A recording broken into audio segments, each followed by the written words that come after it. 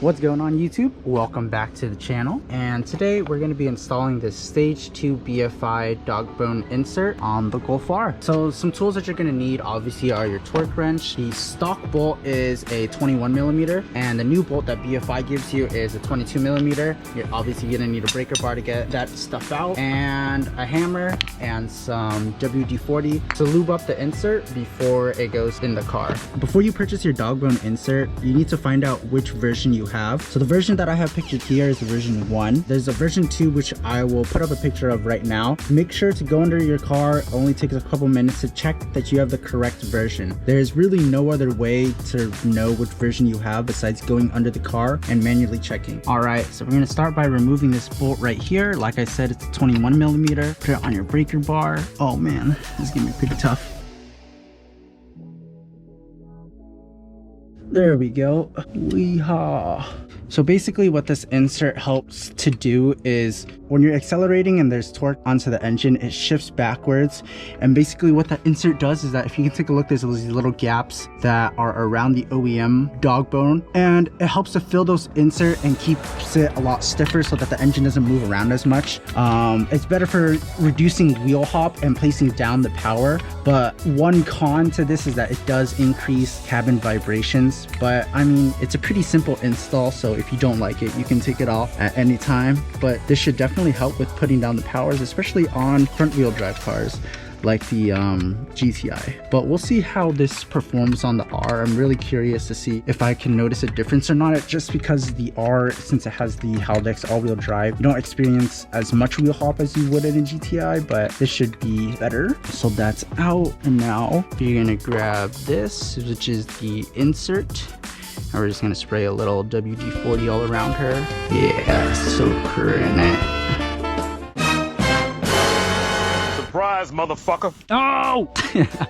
I really hope that caught on camera. Okay.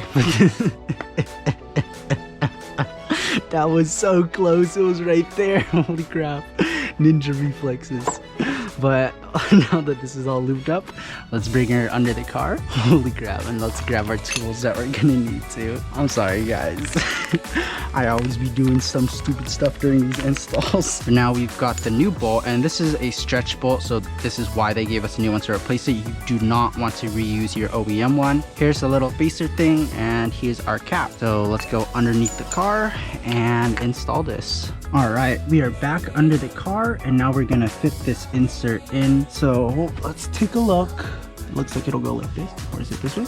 This way? In the German car, is it this way? It is not this way, it's this way. Or, okay, it looks like it is this way, my friends. So this big insert piece is towards the back, and these two are in the front. So the tree should be facing that way. It is gonna be a little tough, which is why we have this as well. Oh man.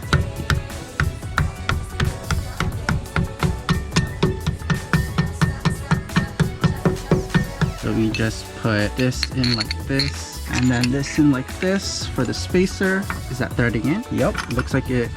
Looks like it is not threading in. This is weird. I think what's happening is that this isn't lined up with the OEM pendulum. I don't know why it's not threading in. So let's try this first. Let's just try the bolt without the spacer and cap. So I may be threading it in wrong, I don't know. I watched ShopDap's video of this, and they seem to have a problem with lining it up too. So we'll see how it goes. Yeah, so it's definitely crooked. Let's see how we're gonna shift it back. It's definitely shooting back this way, so we want it more towards the engine. So I ended up having to remove the insert because there wasn't enough play to line it up correctly. But now with it out, you can tell that the bolt is in there pretty good. So we have this OEM bolt in order to line it up correctly. And now we're gonna put the insert back in. I'm just gonna spray a little more WD-40 on it. Make sure the nozzle is in the correct direction this time. So now with the lubed up insert, let's go ahead and insert it. But Nick for president of bad jokes. And we're gonna need our help from Mr. Mallet. Okie dokes. And now that that's lined up correctly now, we can back this bolt out.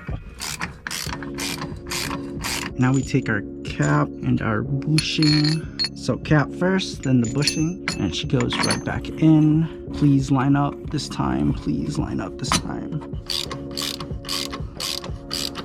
So we got this line up. This bolt is in now, and this torque's down to 75 foot-pounds of torque. So I'm gonna go grab the torque wrench and let's get her on. It's pretty tight. Oh my god. There we go. All right. And that's that for the install, guys. So let's go ahead and lower the car down. We'll see if it made a noticeable difference or not. So the car just finished warming up.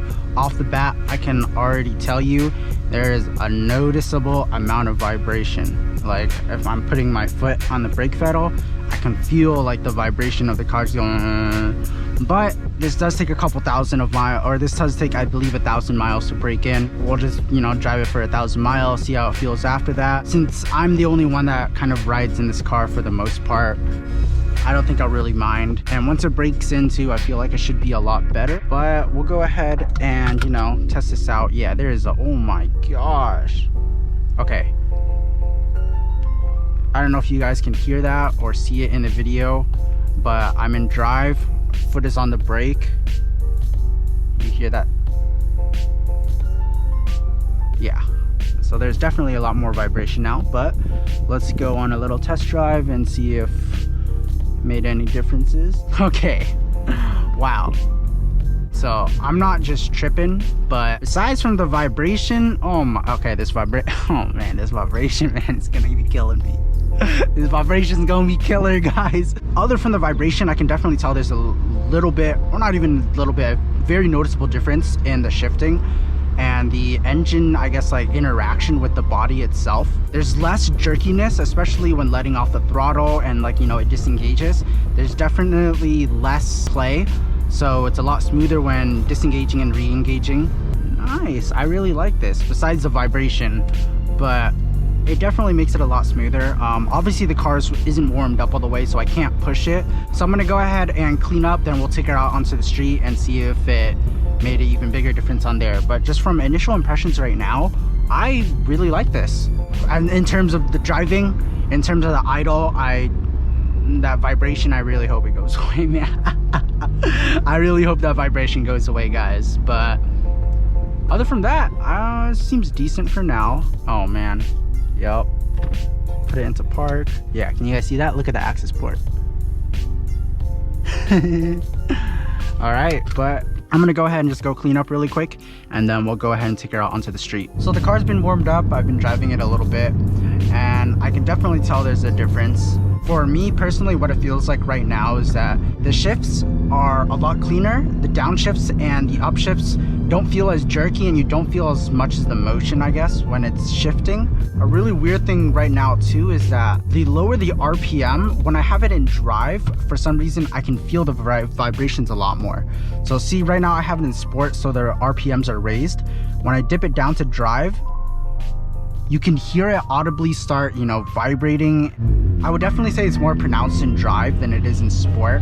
I know there's a couple tweaks that people do via OBD11 or VCDS, where they raise up the idle in order to help out with vibrations for the first, like, you know, 1,000 miles you are driving the car. So I might play around with that and see how I like it. But for now, it definitely made a difference. Yes, I do know I need to clean my windshield. I went to a gas station, it was super dusty, so I had to use the thing really quick. But it definitely made the shifts and everything a lot crisper. I'm gonna try to mat it once we get past these guys right here. I will probably revisit this in about 1,000 miles or so and give you guys an update on my opinion and how I like it or not, and if the vibration is gone or not. But after this bend, I'll go ahead and do a little bit of actually,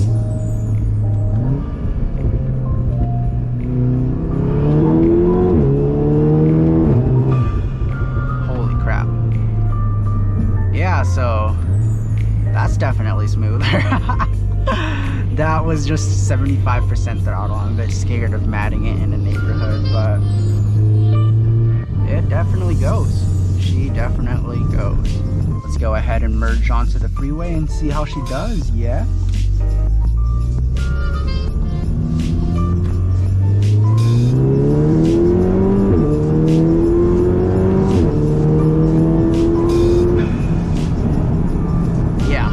that is definitely a lot smoother.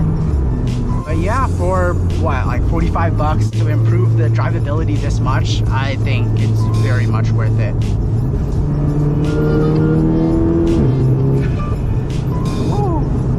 That's it for this video, guys. If you enjoyed it, give us a thumbs up. Leave a comment down below if you have any questions or comments. But other from that, peace out, and I'll catch you guys in the next one.